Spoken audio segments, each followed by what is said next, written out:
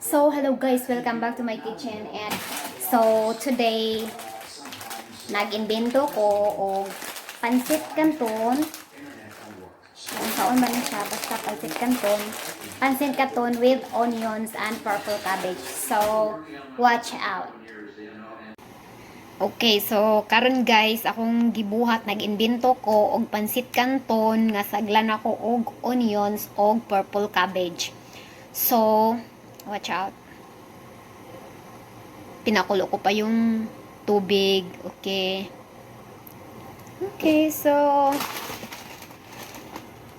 okay. Pancit canton.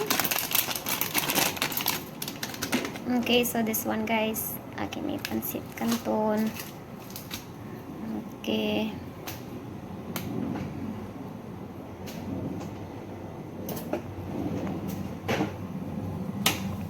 Cook for about 3 minutes.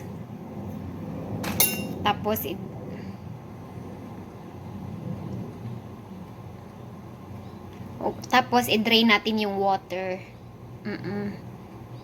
Tapos ito, nagandam ko og frying pan lain kay para arin ako isagol ang pancit canton and the purple cabbage and the onions. So, watch out guys.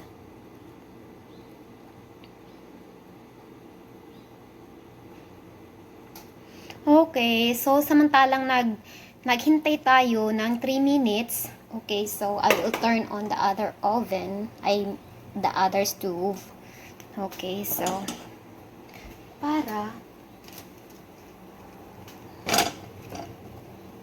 okay, so sandali.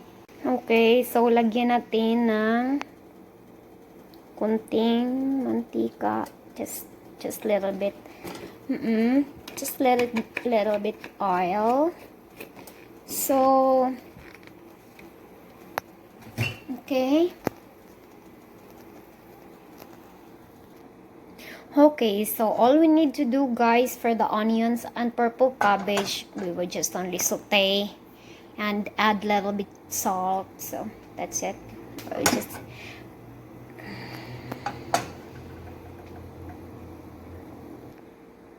okay, so kung mainit na siya, okay, so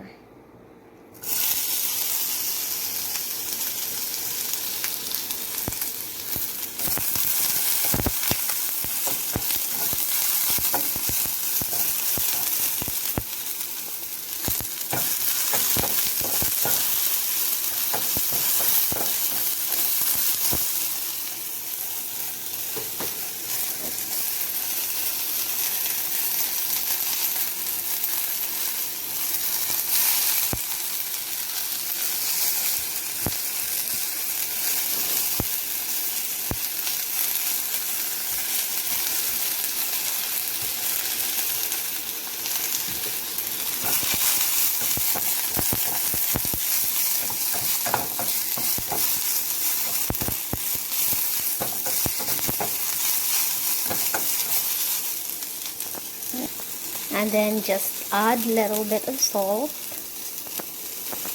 to add flavor of the purple cabbage and the onions.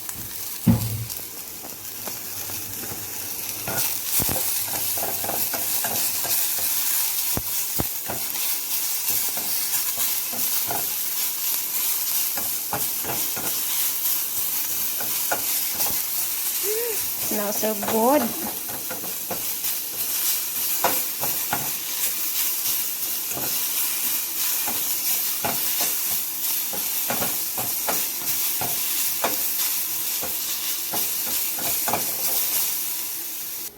Okay, so ito na.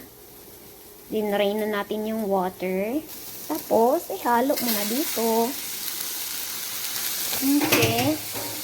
Sagol na ni nato, guys.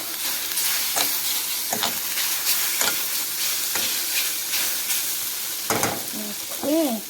Take out from the heat. Kasi puro luto na siya. Tapos,